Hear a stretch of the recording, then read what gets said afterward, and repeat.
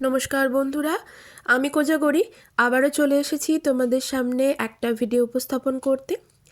আজ যে সংক্রান্ত ভিডিওটি তোমাদের সামনে উপস্থাপন করতে চলেছি সেটি তোমরা সকলে কম বেশি জানোই। মানে যেই সম্পর্কে ভিডিওটি উপস্থাপন করতে চলেছি সেই জিনিসটি থেকে কি উপকার আমরা লাভ করি সেটি সম্পর্কে কম বেশি প্রায় সকলেই জানো। বন্ধুরা, আমি ওমের মা চ্যানেলে তোমাদের আবারও সুস্বাগতম। আশা করি সকলে ভালো আছো, সুস্থ আছো, আমিও ভালো আছি। বন্ধুরা, আমাদের জ্যোতিষশাস্ত্রেও যেমন বলা আছে ঠিক তেমনই রূপ সৌন্দর্য বলো বা ঔষধি গুণাগুণ যেগুলো আমরা বলি জড়িবুটি, সেই দিক থেকেও এই জিনিসটি খুবই উপকার করে থাকে আমাদের জীবনে। ঔষধি গুণাগুণী জড়িবুটি বলতে আশা করি সকলেই বুঝতে পেরেছো, কোনো একটা গাছের কথা বলবো। হ্যাঁ, একদমই ঠিক ধরেছ।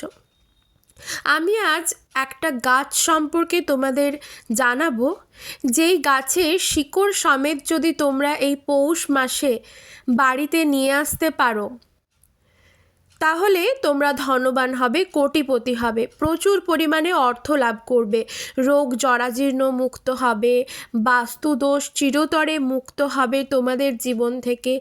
বাড়িতে যদি কোনো খিটিমিটি লেগে থাকে সেটার থেকেও চিরতরে মুক্তি লাভ করবে। এই গাছের শিকড় সমেত যদি কোথাও দেখতে পাও, উবড়ি নিয়ে আসতে পারো, তাহলে তোমরা ভীষণভাবে উপকৃত হবে মা লক্ষ্মীর কৃপায়। কারণ বন্ধুরা, জ্যোতিষশাস্ত্রে এমনটাই বলা আছে এই গাছে নাকি মা লক্ষ্মীরও বাস থেকে থাকে। হ্যাঁ, একেবারেই ঠিক শুনেছ। তাই বন্ধুরা, গাছটি যদি কোথাও শিকড় সমেত পাও, মানে যদি এই গাছটা হামেশাই রাস্তার এদিক ওদিকে দেখা যায়, অনেক মানুষ খুঁজেও বেড়ায় যারা এই সংক্রান্ত জিনিসটি জানে। যদি না পাও সেক্ষেত্রে আমি বলবো যে কোনো নার্সারিতে গেলে তোমরা এটা অনায়াসেই পেয়ে যাবে। হয়তো একটু মূল্য ব্যয় করতে হবে, তবে ছোট গাছ কিনলে খুব একটা মূল্য ব্যয় হয় না। গাছটি নিয়ে এসে যদি বাড়ির মধ্যে লাগাতে পারো বা কোথাও যদি পাও তো ভীষণ ভালো হলো।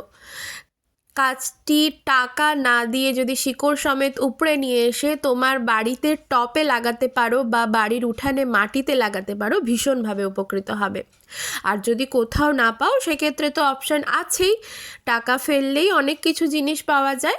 সেক্ষেত্রে যে কোনো নার্সারিতে গিয়ে তুমি গাছটি ক্রয় করে আনতে পারো। গাছটি খুবই মূল্যবান আমাদের দৈনন্দিন জীবনে। গাছটির যেমন ঔষধি গুণ আছে, তেমন গাছটি থেকে যদি কোনো টোটকা উপাচার ক্রিয়া সম্পন্ন করা যায় না, মনে আস্থা বিশ্বাস, ভগবানের ওপর আস্থা বিশ্বাস রেখে, তবে সেই টোটকা ক্রিয়াটিও ভীষণ হাতে নাতে ফললাভ করে। এমনও জানা গেছে 11 দিনের মধ্যে হাতে নাতে ফললাভ করেছে অনেক মানুষ, ভীষণভাবে উপকৃত হয়েছে। এমনকি গাছটি শুধু যে ঔষধি গুণাগুণ বা তোমার টোটকা উপাচার এক্ষেত্রে কার্যকরী তা কিন্তু নয়। গাছটির থেকে একটি রস নির্গত হয়, সেই রসটি বা সেই জেলিটিও আমাদের সৌন্দর্য বৃদ্ধি করতে কাজে দেয়। এমনকি মাথার চুল যাদের ভীষণ পরিমাণে উঠে যায় তাদেরও কিন্তু ভীষণভাবে কার্যকরী দেয় এই গাছটি। অনেকেই হয়তো এতক্ষণে ধরে ফেলেছ আমি কোন গাছ সম্পর্কে তোমাদের সাথে আলোচনা করতে চলেছি, তবে যারা জানো না তারা জেনে নাও, আর আশা করি অনেকেই জানো। সেটা হলো অ্যালোভেরা গাছ।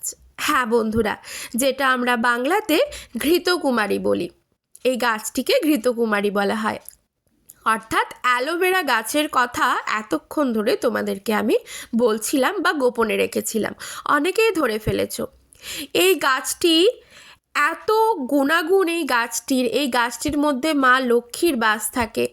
যদিও এই গাছটি তুমি বাইরে থেকে নিয়ে আসো মাটি থেকে উবড়িয়ে শিকড় সমেত বা ক্রয় করে আনো, সেক্ষেত্রে গাছটির ফুলটি হলো আসল কাজে লাগবে। এই অ্যালোভেরা গাছের ফুল ধরতে প্রায় সময় লেগে যায় 3 থেকে 4 বছর। হ্যাঁ বন্ধুরা, ঠিকই শুনেছ। এক চান্সে বা কয়েক মাসে বা কয়েক দিনে কিন্তু এই অ্যালোভেরা গাছের ফুল হয় না।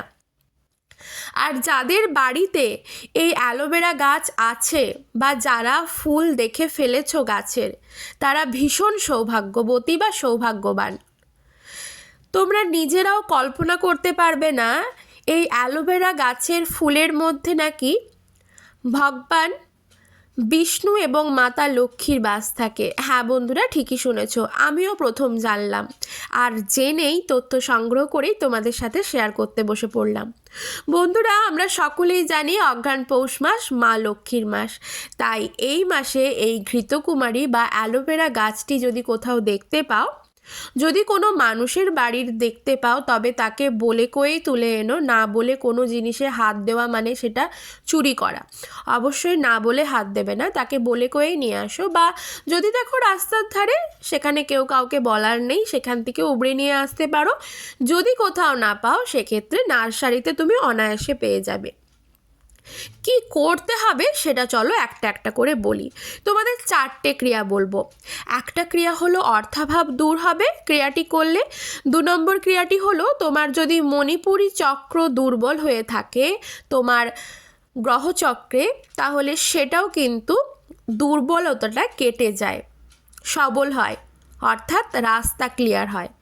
3 নম্বর রাস্তা ক্লিয়ার তো হলো, 3 নম্বর শত্রু দমন বা শত্রু নাশ হয়। ধরো এমন অনেকে থাকে যারা আমাদের ভীষণভাবে ক্ষতি চেয়ে থাকে, সেই শত্রু নাশও হয়। শত্রু নাশ মানে আমি বলবো না তাকে মেরে ফেলবে, সেটা না, তবে এটার থেকে তার শত্রুতা কমে যাবে বা তার কুদৃষ্টি কোনো কাজেই লাগবে না।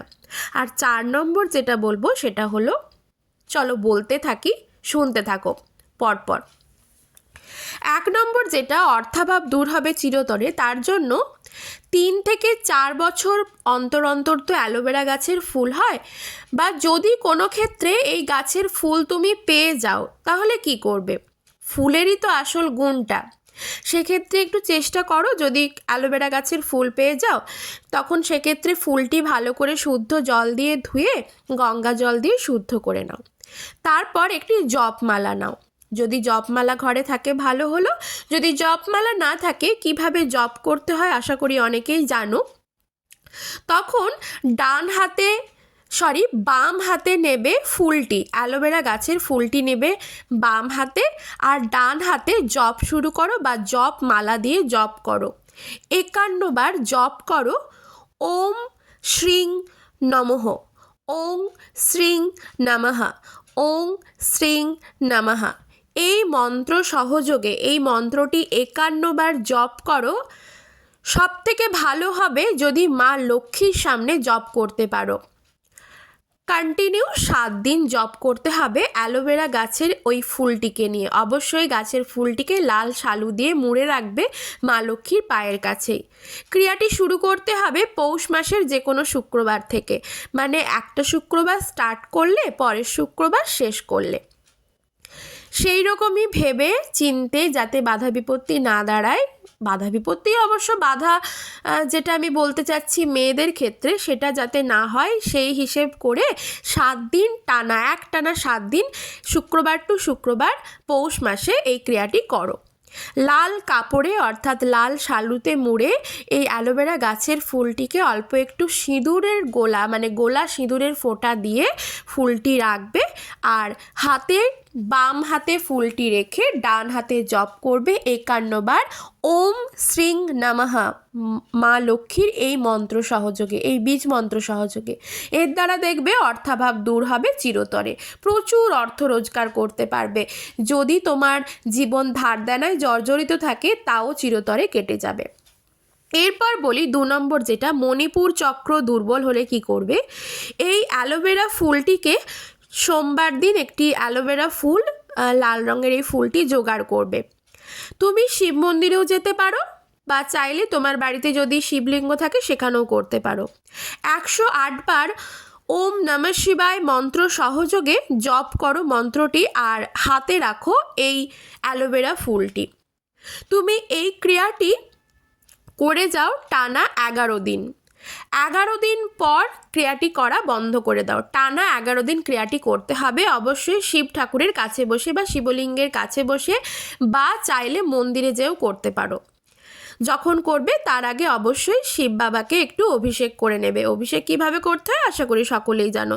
যদি শিবলিঙ্গ থেকে থাকে অবশ্যই অভিষেক করো, না হলে শিব বাবাকে একটি মালা পরাও, আকন্দের বেলপাতা পায়ে দাও, লাল চন্দন দাও, তারপর 108 বার জপ করো ওম নমঃ শিবায়। মন্ত্রটি জপ করতে করতে ফুলটি ডান হাতে ধরে থাকো, টানা 11 দিন সম্পন্ন করো। দেখবে মণিপুর চক্র দুর্বল থাকলে সেটাও কেটে যাবে। এরপর শত্রুনাশ অর্থাৎ তোমার যদি কোনো শত্রু থেকে থাকে যারা তোমার কখনো ভালো দেখতে পারে না, সেক্ষেত্রে কি করবে, একটা অ্যালোভেরা গাছের 3 আঙুল মতো কেটে নেবে। কেটে নেবার পর শনিবার দিন, যে কোনো শনিবার পৌষ মাসের, অশ্বত্থ গাছের গোড়ায় একটু মাটি খুঁড়ে সেই গাছের গোড়ায় পুঁতে দাও। তারপর শনিদেবের যে কোনো মন্ত্র জপ করো, তারপর একটু জল নিবেদন করো শনিদেবের উদ্দেশ্যে, এতে শত্রু নাশ হয়। বা বৃহস্পতিবার, পৌষ মাসের যে কোনো বৃহস্পতিবার একটি অ্যালোভেরা গাছ কিনে এনে লাগাও তোমার বাড়িতে। ম্যাজিকের মতো কাজ হবে, 11 দিনের মধ্যে হাতে নাতে ফললাভ করবে। এমনই শোনা যাচ্ছে, বেশ কিছু মানুষের সাথে কিন্তু এমনটা ঘটেছে। ক্রিয়াটি মনে আস্থা বিশ্বাস রেখে করে দেখো, ভালো লাগলে শেয়ার করো। সবাই খুব ভালো থেকো, সুস্থ থেকো।